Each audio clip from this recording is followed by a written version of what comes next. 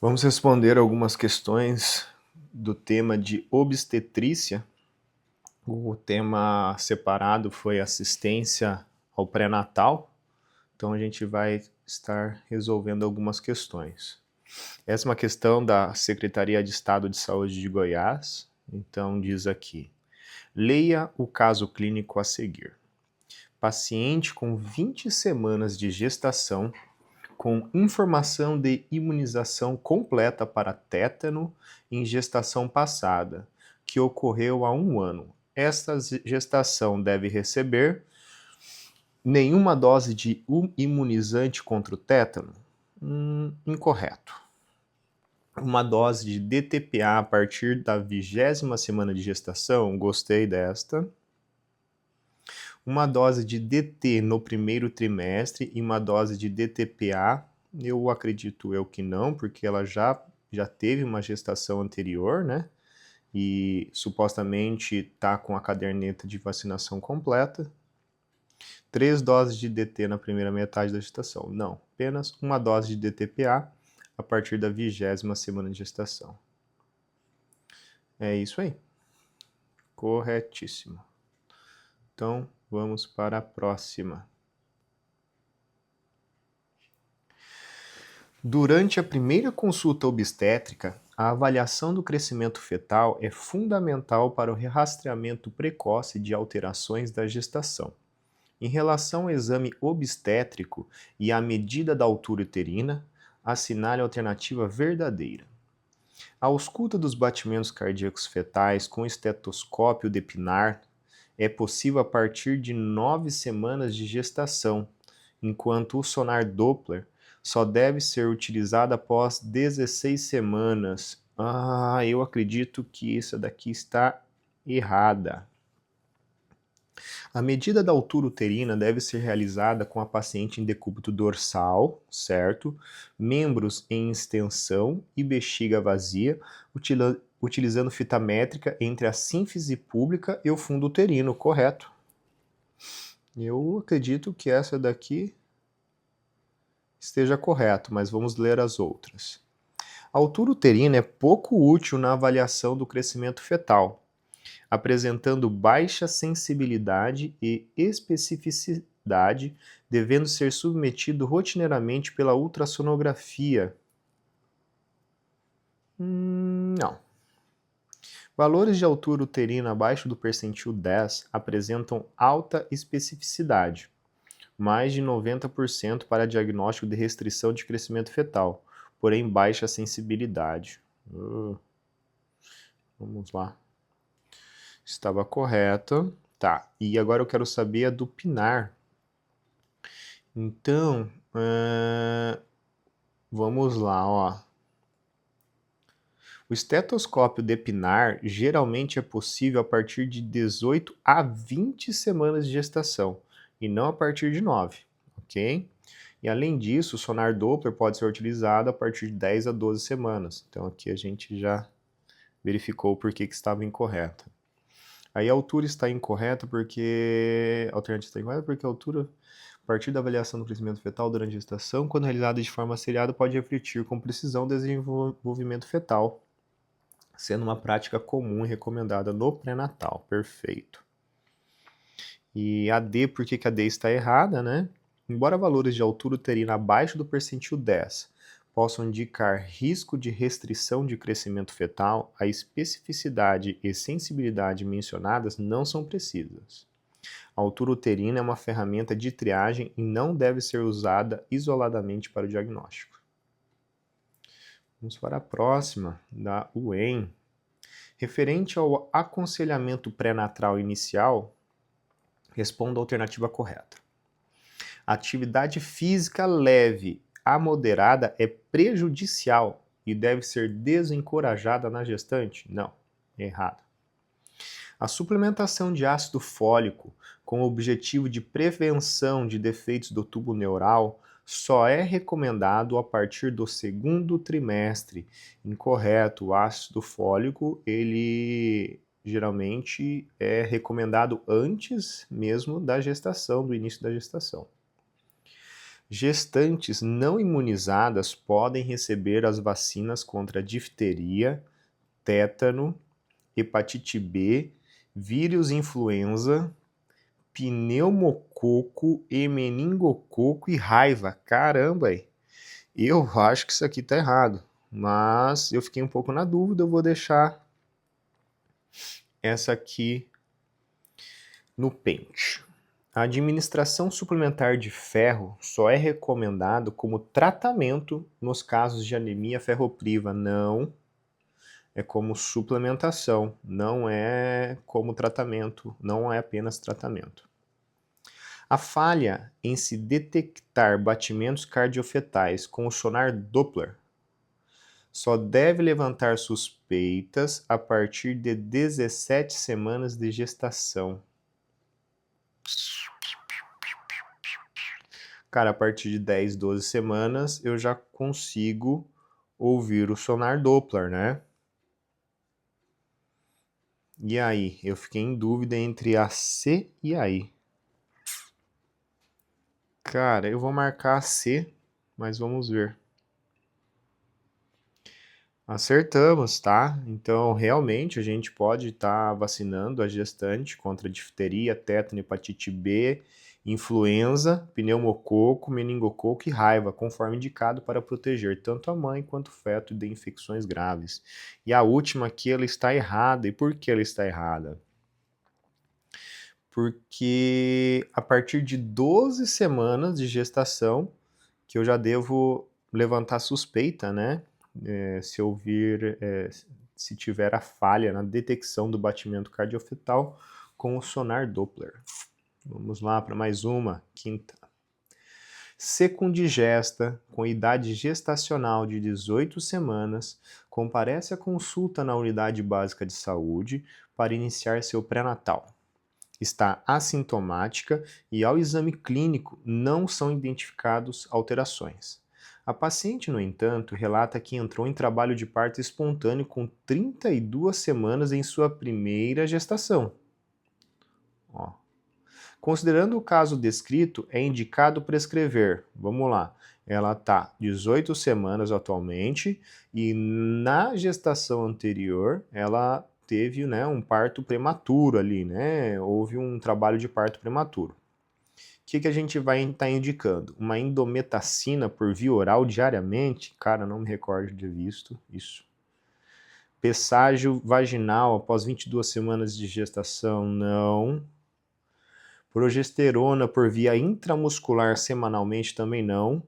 Progesterona natural micronizada por via vaginal diariamente? É isso aqui. Progesterona creme. Isso aí. Vamos lá para mais uma. Em relação ao NIPT, Non-Invasive Prenatal Testing, exames de rastreamento de anomalias cromossômicas fetais, assinale a alternativa correta. Cara, eu tenho pouco conhecimento nisso daqui, mas vamos ver se a gente consegue responder essa pergunta, que é do Hospital do Servidor Público Estadual de São Paulo. Vamos lá. Trata-se de exame com base na análise de DNA fetal livre no sangue materno, que em sua versão ampliada pode avaliar o risco de algumas síndromes genéticas mais raras, como Cri-du-Chat, síndrome do miado do gato, e síndrome de George. Trata-se de um teste bioquímico que avalia se o feto apresenta altos riscos para aneuploidias nos cromossomos sexuais, como síndrome de Klinefelter, que é o 45X, e de Turner, 47XXY. Caramba! Trata-se de um exame com base na análise de DNA fetal livre no sangue materno, que em sua versão simples pode avaliar se o feto apresenta altos riscos de aneuploidia, como síndrome de Edwards, trissomia do 13, e síndrome de Patau, trissomia 16. Cara, eu acho que eu já ouvi isso daqui. Eu acho que eu já ouvi alguma vez a respeito dessa síndrome de Edwards, síndrome do 13 e síndrome de Patau. trissomia 16. Vou deixar ela marcada por enquanto. Trata-se de um exame com base na análise do DNA fetal livre no sangue materno, portanto não pode ser realizado em gestantes gemelares. Trata-se de um exame genético pela análise do vilo corial, possibilita a cariotipagem por bandeamento G. Cara, eu vou chutar, é chute isso daqui. E eu chutei errado. Chutei errado. Vamos lá.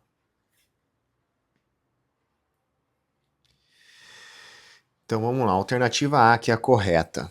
A alternativa está correta porque o NIPT é um exame que analisa o DNA fetal livre presente no sangue materno e pode, em sua versão ampliada, detectar o risco de síndromes genéticas raras, como a síndrome Cri-du-Chat e a síndrome de George, além das aneuploidias mais comuns.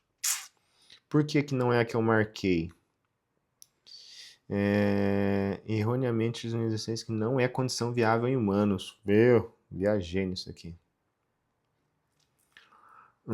Aqui a B está errada porque é o inverso, né? A síndrome de Klinefelter, que é a 47XXY, e a síndrome de Turner, que é o 45X. Então isso aqui que tá invertido essas doenças.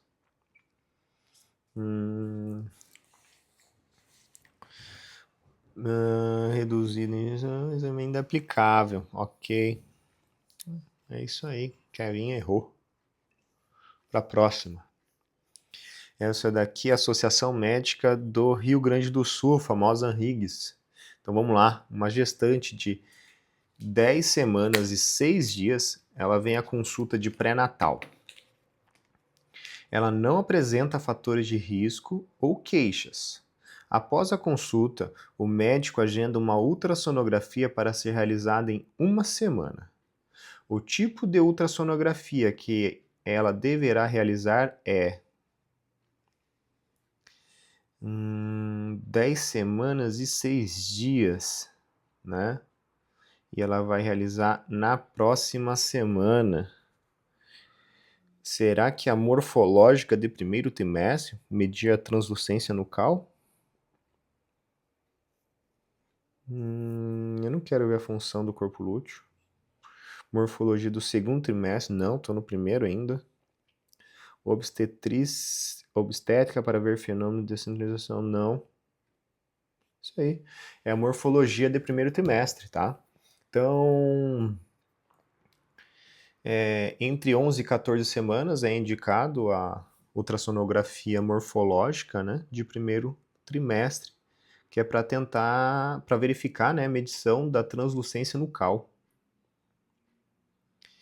E esse exame, ele serve ali para a detecção de suspeitas de malformação fetal e cromossomospatias. Vamos para a próxima, oitava já. Primigesta, com 10 semanas de gravidez, evolui com náusea persistente, 5 episódios de vômito por dia, salivação intensa o tempo todo e sem conseguir se alimentar ou ingerir líquidos.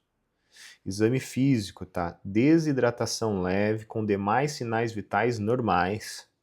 Neste contexto, a melhor terapêutica dentre as alternativas abaixo é tratamento ambulatorial com metoclopramida. Calma lá, ó.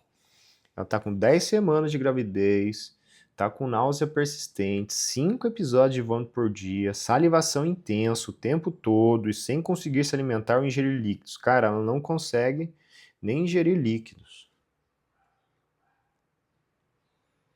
Vamos lá, das opções aqui. Letra C, interrupção da gravidez? Não, né, gente? Calma lá, poxa.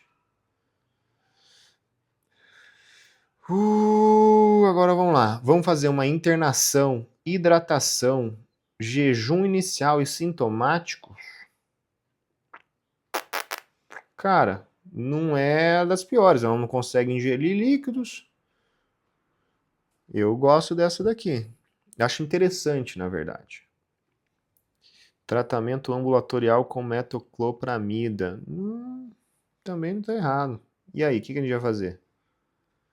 Vou internar essa mulher. E era para internar essa mulher mesmo. Então a alternativa está correta porque a paciente apresenta um quadro de hiperêmese gravídica, caracterizada por náuseas persistentes, múltiplos episódios de vômito e desidratação leve. Neste caso, a internação é necessária para garantir a hidratação adequada, controle dos sintomas e monitoramento da condição clínica da paciente. Tá, por que eu não vou fazer a metoclopramida? Vamos ver? Não é adequada para o quadro descrito. A paciente apresenta sinais de hiperêmese gravídica, que é uma condição mais grave, requer tratamento hospitalar para manejo adequado, incluindo hidratação e controle dos sintomas. É isso e bora para frente. Não vamos enrolar não. Questão número 5. Desafio diário. Isso daqui é da própria plataforma que eu estou utilizando para fazer essa questão, tá? Vamos lá. Qual é a conduta para uma gestante com hipotireoidismo subclínico? Ela está com TSH de 5 e um T4 livre normal e um anti-TPO positivo. Esse anti-TPO aqui que me pegou, hein, meu amigo? Cara, quando é subclínico, eu não trato. Um subclínico com TSH de 5, se tivesse um TSH mais elevado, talvez iria, né? Bom, posso estar enganado, né? Vamos lá. Das opções, nós temos não tratar, apenas monitorar TSH. Porra, cara, é uma opção. Iniciar a levotiroxina já? Ok. Administrar iodeto de potássio? Não sei. Suspender toda a medicação tiroidiana. Vamos tentar? É isso aí, galera. Ó, não tratar, apenas monitorar TSH. Isso aqui tá errado, gente. Tá? Quando eu tenho um anti-TPO positivo, indica um risco aumentado de complicações. Então, galera, ó, a recomendação da Febrasgo para evitar desfechos adversos é tratar. Ok? Então, se eu tenho um paciente, uma gestante, com hipotireoidismo subclínico, tá ali o TSH em 5, porém o anti-TPO é positivo, anti-TPO positivo, vamos tratar com levotiroxina, 1 micrograma quilo dia, ok? É isso, aprendemos mais uma hoje. Questão número 10, Universidade Federal do Rio de Janeiro. Pode-se afirmar que é possível ser aplicada com segurança durante a gravidez a vacina contra... Cara, vou marcar essa raiva porque agora há pouco a gente fez ali as questões e raiva era uma das opções. Então, pode-se afirmar que é possível ser aplicada com segurança durante a gravidez a vacina contra a raiva. Galera, só acertei essa questão porque algumas questões anteriores falavam algo parecido, tá? Então, vamos lá, ó. Vamos ler aqui as vacinas que não podem, ok? As vacinas contraindicadas são HPV, ó, tríplice viral, varicela, dengue, VOP. A VOP, se eu não me engano, até saiu, né? Agora é a VIP, ou eu estou enganado? Bom, BCG, ok. Febre amarela, também, ó, tudo contraindicado. Um ponto a ficar atento que cai nas provas é que a vacina contra a febre amarela, apesar de não haver completa segurança, poderá ser realizada em cenários onde o risco de se ter a doença é maior do que o risco de se vacinar. Ok? Então é isso aí. Então vamos lá.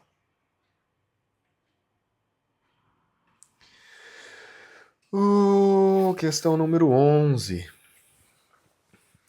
Vamos lá. 30 anos, primigesta, idade gestacional cronológica de 8 semanas.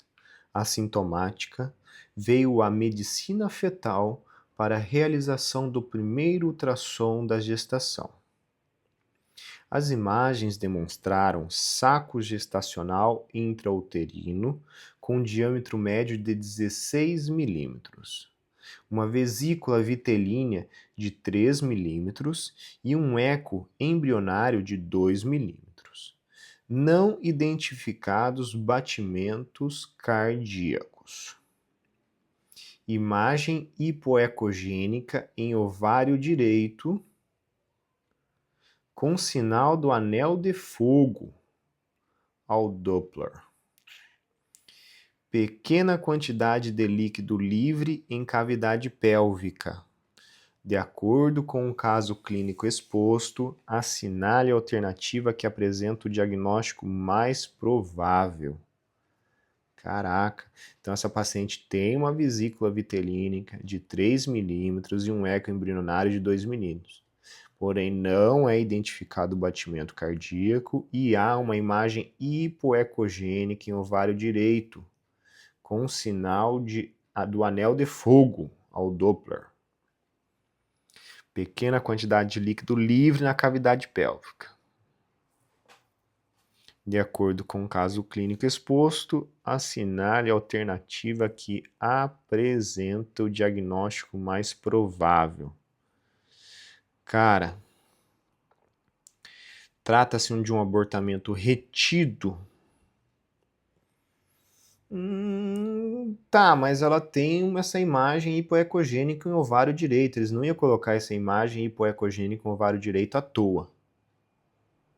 Então, eu acho que não é essa a opção. Trata-se de gestação incipiente? Também acho que não. Trata-se de um abortamento incompleto? Aqui, trata-se de gestação heterotópica. Cara, trata-se de gestação evolutiva compatível com a idade gestacional cronológica. Cara, eu não sei. E eu fiquei na dúvida aqui. Será que é um abortamento retido? Porque não tem o batimento cardíaco? O batimento fetal? Ou será que trata-se de uma gestação heterotópica? Cara, eu fiquei encafufado porque não faz sentido ele falar essa imagem hipoecogênica com ovário direito, com sinal do anel de fogo. Sei lá, vou ter que colocar uma aqui e ver as respostas. Aqui, eu errei, galera. Eu coloquei, trata-se de uma gestação heterotópica. A alternativa está incorreta porque a gestação heterotópica não envolve a presença simultânea de uma gestação intrauterina e uma gestação ectópica. Embora haja uma imagem hipoecogênica no ovário direito, lá, que é o que eu fiquei cafufado, o caso não descreve uma gestação ectópica confirmada. E a presença de um saco gestacional intrauterino sugere que a condição mais provável é uma gestação incipiente. Aí, galera, uma gestação incipiente, pô. E eu viajei na maionese. Então aqui, trata-se de uma gestação incipiente. Por quê, né? A gestação incipiente ela é caracterizada por um saco gestacional intrauterino com uma vesícula vitelínica e embrião, mas sem batimentos cardíacos detectáveis, o que é compatível com o caso apresentado onde o embrião tem 2 milímetros e ainda não apresenta batimentos cardíacos, o que pode ser normal para a idade gestacional de 8 semanas. Então, é isso aí, meu amigo. Trata-se de uma gestação incipiente. E o negócio do anel de fogo aqui é isso aí. Bora mais uma. 12. Mulher de 32 anos de idade, com idade gestacional de 8 semanas, comparece para a primeira consulta de pré-natal. Teve uma gestação anterior com parto normal e sem complicações há 4 anos. Está assintomática no momento. Tem história de epilepsia desde a infância, bem controlada, com o uso de carbamazepina, e de tabagismo desde os 14 anos de idade, fumando cerca de uma carteira de cigarros por dia. Já tentou parar de fumar múltiplas vezes sem sucesso. Não foram detectadas alterações durante o exame físico. Quais estratégias devem ser adotadas para se obter a cessação do tabagismo na paciente neste momento? Vamos lá. Estratégias comportamentais e prescrição de bupropiona 150 mg 2 vezes ao dia? Estratégias comportamentais isoladamente, uma vez que não há terapia medicamentosa segura durante a gestação. Estratégias comportamentais e prescrição de adesivo de nicotina 21 mg por dia. Estratégias comportamentais e troca do cigarro convencional por eletrônico com carga reduzida de nicotina. E aí, gente, o que a gente vai fazer para essa paciente? Vamos falar para ela largar o cigarro convencional e fumar pod? Acho que não, né? Eu acho que não. Estratégias comportamentais isoladamente, uma vez que não há terapia medicamentosa segura durante a gestação. Será que não tem nada que a gente possa fazer durante a gestação? Ixi. E aí? Vai dar bupropiona para ela? Ou vai dar um adesivo de nicotina? E aí, meu amigo? Não faço ideia. Vamos dar um adesivo de nicotina para ela. Ou vão dar bupropiona? O que é pior? Ou o que é melhor? Bupropiona? Nicotina? Não tem o que fazer? Puta que pariu.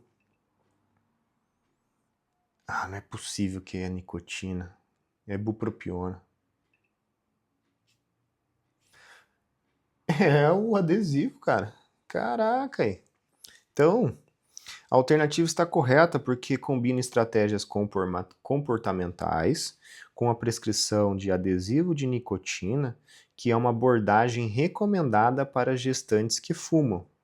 O uso de adesivos de nicotina pode ser considerado mais seguro do que continuar fumando, pois reduz exposição a outras substâncias tóxicas presentes no cigarro. Então é isso aí, galera. Gestante fumante, adesivo de nicotina. A bupropiona, gente, vamos lá. A bupropiona ela é contraindicada em pacientes com histórico de epilepsia. Ó, detalhe, hein? Isso aqui ó, já vale para clínica também, isso aqui já pode aprender para clínica também, para clínica. Então, a bupropiona durante a gestação não é bem estabelecido, tá? E bupropiona e epilepsia não combinam, tá, gente? Então, é isso aí. Vamos lá. Mais uma questão. Uma gestante com 36 semanas apresenta prurido generalizado, principalmente em mãos e pés. O diagnóstico mais provável é uma colestase intrahepática da gravidez. É isso aqui, galera. Pré-eclâmpsia não tem nada a ver com isso. Infecção por streptococo do grupo B também não tem nada a ver com isso. Hipertireoidismo também não tem nada a ver com isso. Ok, isso, colestase intrahepática da gravidez. Prurido em mãos e pés. Vamos lá, 14ª questão. Uma paciente secundigesta com 29 semanas de gestação procura emergência obstétrica referindo contrações há 2 dias, que vêm se intensificando. Refere leucorreia fétida há 5 dias. Pré-natal sem intercorrência até então. Nega comorbidades ou uso de medicamentos além do sulfato ferroso. ao exame, pressão arterial em 100 por 60, frequência cardíaca de 90 e uma temperatura axilar de 36,8. Altura uterina de 26 centímetros. BCF de 150 e uma contração fraca em 10 minutos. No exame especular, é evidenciado uma secreção acinzentada bolhosa. Toque vaginal, colo grosso, posterior e fechado. Qual é a melhor conduta nesse caso? Vamos lá, galera. Realizar tocólise com nifedipina. Essa paciente não está em trabalho de parto prematuro, então a gente não precisa fazer tocólise, tá? Vamos lá. Então, essa tá fora. Prescrever corticoide para maturação pulmonar fetal? Cara, eu acho que também não. Tratar vaginose bacteriana com metronidazol via oral? Gostei. Hidratar a paciente com solução intravenosa e observação por pelo menos 2 horas? Cara, essa paciente tá bem, tá voando. Prescrever progesterona via vaginal? Ela não tem histórico de trabalho de parto prematuro. Eu acho que não, eu acho que vamos tratar vaginose bacteriana. Com o que? Com metronidazol via oral. Vamos lá? Isso aí, tratar vaginose bacteriana com metronidazol via oral. Vamos à próxima. Escola Álvaro Alvim. Com relação às infecções urinárias na gestação, assinale a alternativa correta. Vamos lá. Deixa eu me ajeitar aqui. São causadas pelo Enterobacter. Em 80% dos casos, Enterobacter. Eu acho que não, né? E. coli, né? Escherichia coli. O tratamento de cistite ou bacteriúria assintomática pode ser realizado com cefalosporina de primeira geração, de acordo com o resultado da urocultura. Cara, eu acho que a gente não precisa esperar a urocultura, tá? Então, essa daqui eu já vou deixar como cancelar essa daqui. Durante o acompanhamento de pré-natal, a ausência de sintomas urinários dispensa a coleta para urocultura. Eu acho que isso daqui está incorreta. Eu acho que temos sim que fazer o EAS e temos que também fazer urocultura. As pacientes com diagnóstico de pielonefrite aguda devem ser monitoradas a cada 2 dias para avaliação do bem-estar fetal e tratadas a nível ambulatorial.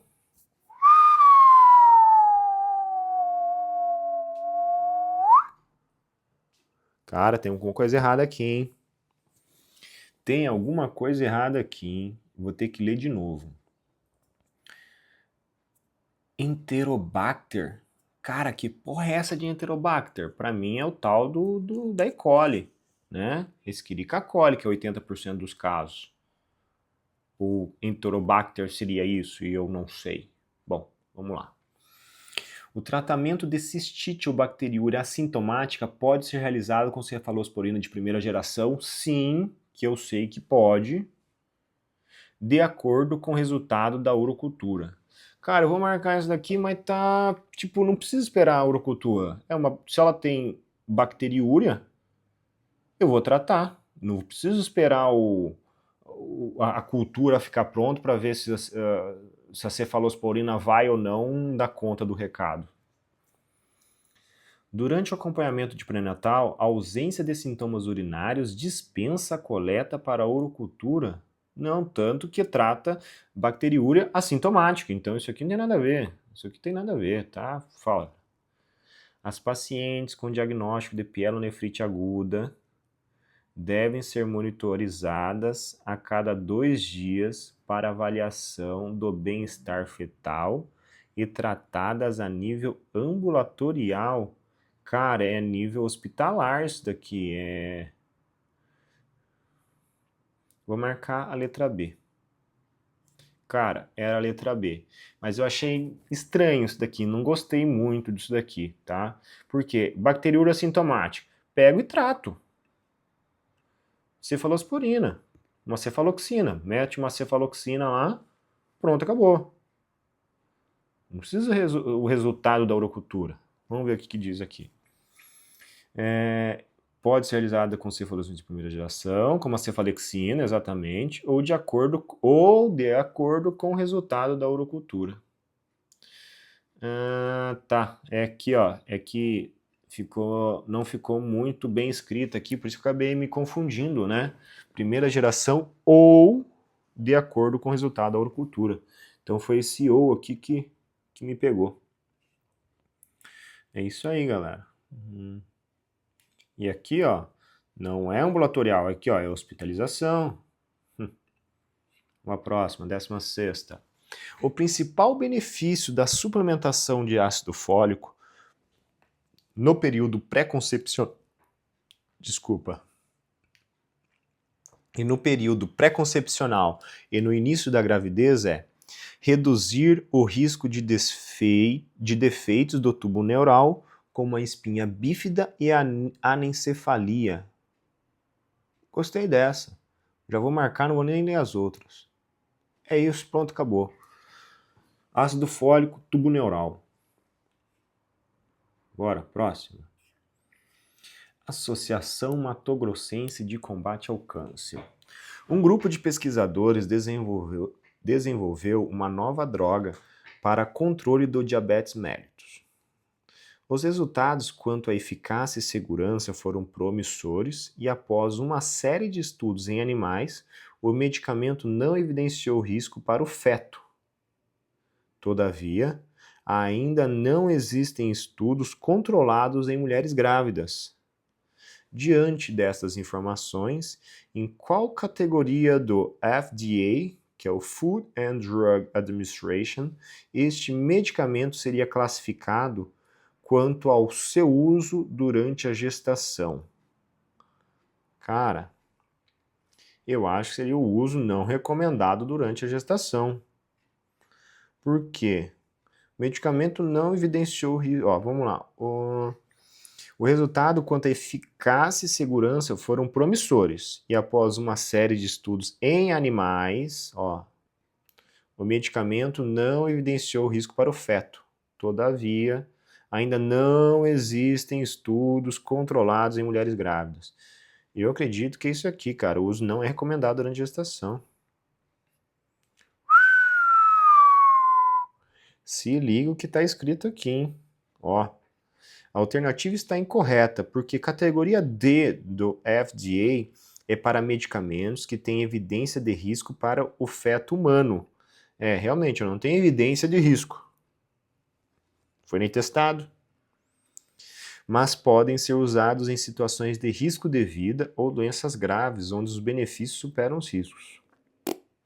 No caso apresentado, não há evidência de risco em estudos animais, apenas a ausência de estudos em humanos, o que não justifica a classificação na categoria D. Vamos lá. Diz aqui que é categoria B. O medicamento pode ser prescrito. Bom, vamos ler aqui, né? Pede a correta? Não é possível. Vixe, vamos lá.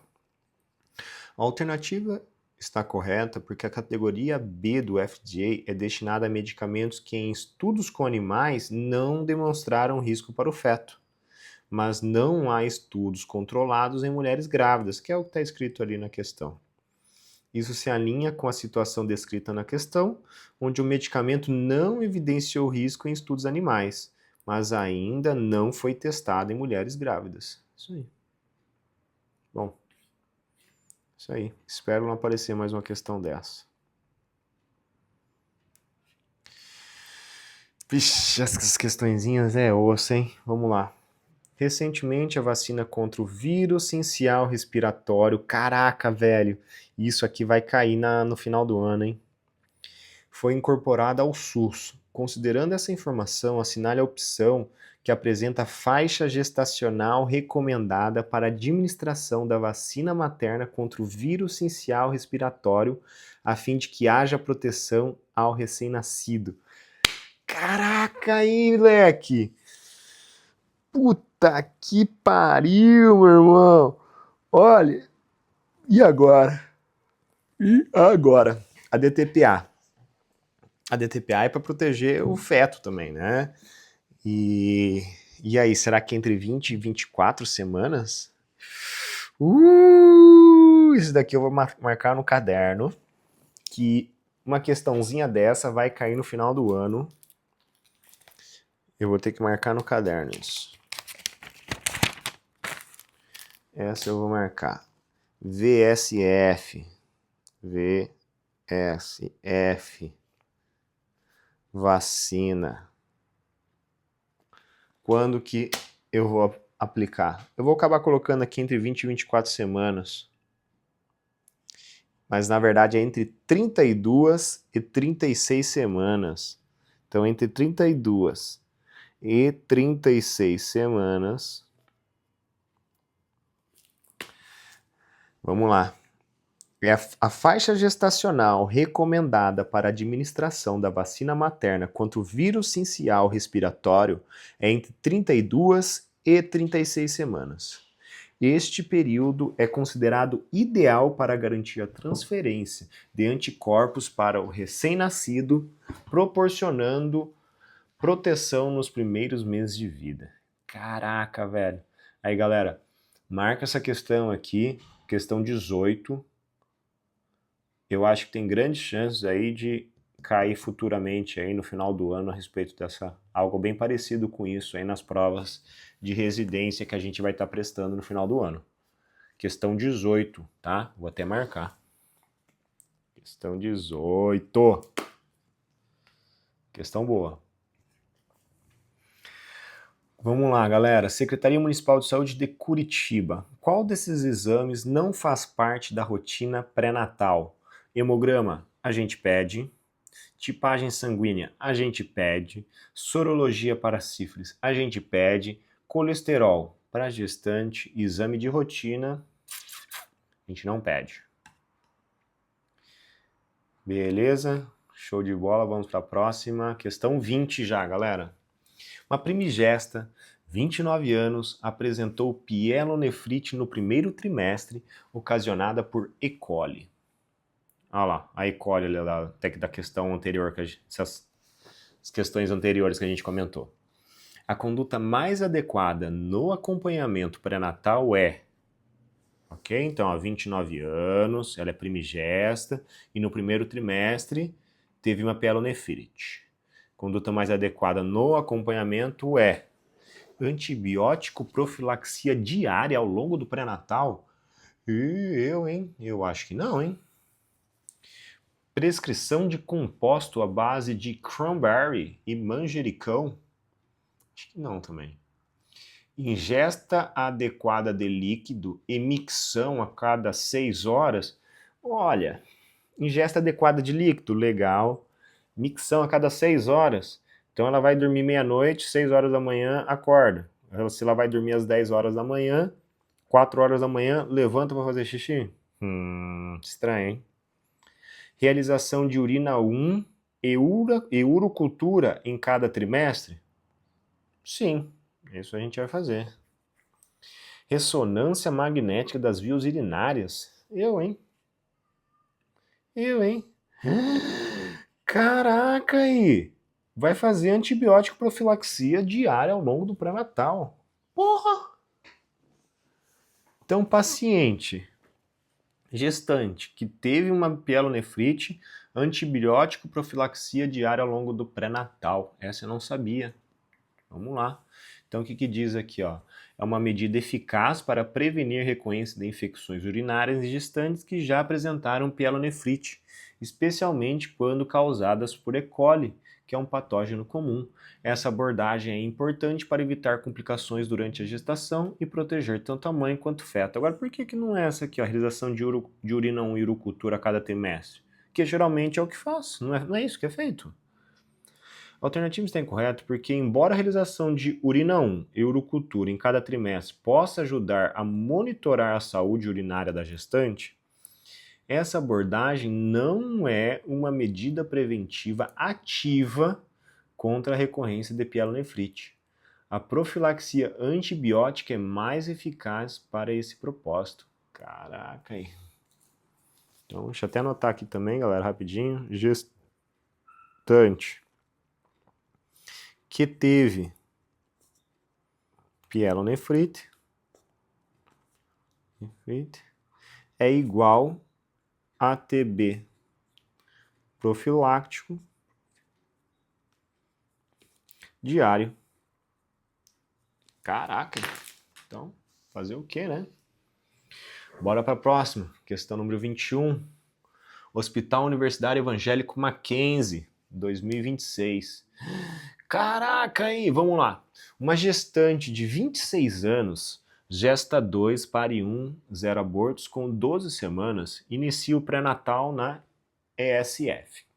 Segundo as diretrizes do programa de imunização no pré-natal e nascimento e da Rede Cegonha, assinale a opção correta em relação ao número mínimo de consultas e intervenções obrigatórias para um pré-natal considerado adequado. Caraca aí. Puta que pariu. 6 consultas? Exames laboratoriais básicos e testagens de ST? Sim. Cara, e agora? 7 consultas e parto hospital em referência terciária? 7 consultas e acompanhamento odontológico? Sim. Caraca aí. São quantas consultas, gente? Mínimo 6 ou são 7? Caraca, leque. Fiquei com dúvida, hein? Rede Cegonha e pré-natal. Galera, eu fiquei com dúvida. Deixa eu, ó. Eu vou falar pra vocês. 6 consultas. 3 e 4 consultas, muito pouco. Isso aqui tá fora. 6 e 7 consultas, tá ali. Acompanhamento odontológico. Se eu não me engano, tem alguma coisa em relação ao Previne Brasil. Se eu não me engano, Previne Brasil. E agora aqui, exames laboratoriais básicos. Eu me recordo que é uma consulta mensal até 28 semanas, é uma consulta mensal. Aí de 28 a 36 semanas de gestação é uma consulta a cada 15 dias. E depois de 36 semanas é uma consulta semanal. Isso eu tenho certeza. Isso seria o ideal, né? Mas o mínimo eu acho que são 6, cara. 6 consultas, galera, é isso aí, ó. 6 consultas. E além das 6 consultas, exames laboratoriais básicos, testagem de DST. Isso aqui é o mínimo, galera. Isso aqui tá no Ministério da Saúde, ok? E essa questãozinha é boa também, viu? Questãozinha boa. É questão simples, né? Uma questão bastante simples, mas... Pô, aqui, ó, vamos ver a questão E aqui, ó. A alternativa está correta porque apesar de 7 consultas serem adequadas, sim, adequado, o número mínimo exigido é de 6. Uhum. O acompanhamento odontológico é importante, mas não é uma intervenção obrigatória, segundo a diretriz do programa de imunização do pré-natal e nascimento e da Rede Cegonha. Isso aí. 22, AMP. Puta que pariu. Vamos lá, galera. Eu vou prestar essa prova no final do ano. Vamos lá. 2026. Uma gestante de 26 anos, gesta 1 pare 0, assintomática, realiza urocultura de rotina com 15 semanas de gestação, que detecta bacteriúria assintomática por Streptococcus agalactiae. Ok. Então, com 15 semanas, fez lá e deu a galacta, ok? E ainda deu 10 a 15 lá, 100 mil unidades formadoras de colônia. A gestante não apresenta comorbidades e tem boa evolução pré-natal. Assinale a alternativa que considera a conduta atual e a implicação dessa infecção para o momento do parto. Então, essa aqui é aquela tal do EGBS. EGBS está aqui, ó. Olha lá. Quem não sabia, ó. EGBS, ó. Tudo a ver, né? Streptococcus agalactiae. EGBS. Nada a ver. Então vamos lá. Assinale a alternativa e considera. Tratar a bacteriúria, sim. e repetir urocultura mensalmente até o final da gestação? Sim, vamos fazer isso. Tratar a bacteriúria e indicar antibiótico profilaxia intraparto independente da cultura vaginal posterior? Sim, verdadeiro também. Caraca aí. Então, peraí, deixa eu ler isso aqui que eu já vi quase duas corretas aqui. Galera, eu vou ler de novo isso aqui que eu fiquei nervoso. Vamos lá, vamos ler de novo? Uma gestante de 26 anos, assintomática, realiza uma urocultura e deu lá o Streptococcus agalacti.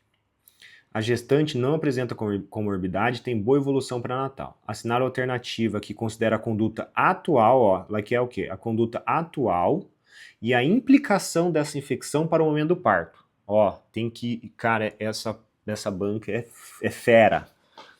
Tratar a bacteriúria, sim, e indicar uma antibiótico profilaxia intraparto independente cultura vaginal posterior? Sim. Puta, mas e se for parto cesárea? Bom, e se nada? Vamos lá, não vamos ficar na loucura não. Tratar somente se houver sintomas urinários? Não, isso aqui a gente vai fazer. Não tratar a bacteriúria? Não, errado. Iniciar antibiótico terapia e solicitar cultura vaginal com 35 semanas para decidir... Não, isso aqui não. Tratar a bacteriúria e repetir urocultura mensalmente até o final da gestação? Não, galera, ó, eu vou nessa aqui. Tratar a bacteriúria e indicar uma profilaxia, uma antibiótico profilaxia intraparto, independente da cultura vaginal posterior, que ia ser feito lá entre 30 e 35 semanas? 32, 35 semanas, se não me engano. É isso aí, galera. É isso aqui. E o que diz aqui? Em caso de bacteriúria assintomática por Streptococcus agalacti, é necessário tratar a infecção e indicar antibiótico profilaxia intraparto, independentemente do resultado de cultura vaginal posterior. Isso se deve ao risco de transmissão vertical durante o parto. Vamos lá, galera. A rede Align é uma iniciativa no Ministério da Saúde para reduzir a mortalidade materna e neonatal no Brasil, visando a um pré-natal de qualidade, com consultas intercaladas entre médicos e enfermeiros, começando no primeiro trimestre com um mínimo de... Galera, a gente fez uma questão agora. 6 consultas, né? Caraca aí! A alternativa está correta, porque a rede Align, ao visar um pré-natal de qualidade, pode prever um número de consultas superior mínimo de 6, sendo 7 consultas uma quantidade que atende a essa expectativa de qualidade. Caraca, galera. Então, anote no papel aí de vocês. Rede Align, 7 consultas. Eu vou até pesquisar no Google depois, tá? Acabando aqui, eu vou fazer uma pesquisa, tá? Rede Align. 6 ou 7 consultas, comparando com o Ministério da Saúde. Então depois vocês dêem uma olhadinha e comparem com o Ministério da Saúde. O que que diz? Beleza? Essa fiquei na dúvida, errei aqui. 24 de 25, quase acabando. Uma gestante primigesta de 32 semanas sem comorbidades comparece para a consulta de pré-natal no SUS. Durante a avaliação, a pressão arterial está em 130 por 85, sem edema ou proteinúria. Ela pergunta com que frequência deverá retornar às consultas até o parto, considerando o calendário oficial de pré-natal e a situação clínica, qual deve ser a conduta mais adequada em relação à frequência de consultas.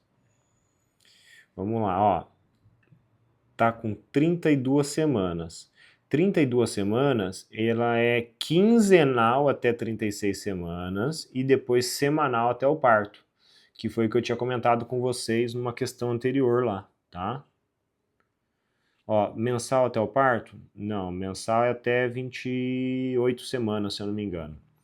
Semanal até 36? Não, ela é quinzenal, depois quinzenal, nada a ver.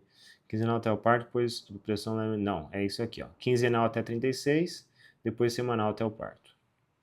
Isso aí, galera. 25, a última, galera, pra gente finalizar aqui.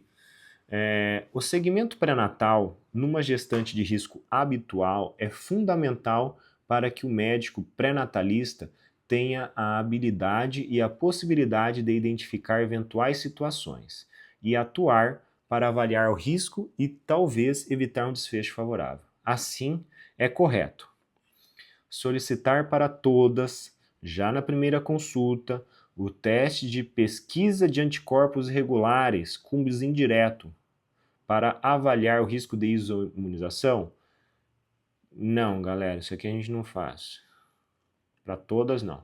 Calma lá, calma. Solicitar nas UBSs o exame de Doppler velocimetria para todas as gestantes, a fim de identificar de risco para pré-eclâmpsia? Não, isso a gente não faz. Realizar no mínimo 6 consultas de pré-natal, com solicitação de sorologia para luz, toxoplasmose, rubéola, hepatite A, B, C, HIV, tipagem sanguínea, hemograma, eletroflorese de hemoglobina, ácido úrico, T4 total, T3 total e TSH. Caraca, velho. Tava indo bem. Tava indo bem. Agora já não gostei mais não. Prescrição de metilfolato desde a pré-concepção, podendo ir até o meio da gestação. Cara, ficou mais ou menos, ficou meio... Administrar a tríplice bacteriana acelular e a tríplice viral. Viral não posso, galera. Tríplice viral não é recomendado. Galera, eu vou marcar essa daqui, mas olha que eu fiquei na dúvida, hein? Será que eu peço eletroforese de hemoglobina para o paciente? Não, galera, tá certo. É o metilfolato desde a pré-concepção, podendo ir até o meio da gestação. É isso aí, galera. Fechou? Valeu, galera. Um abraço, até a próxima.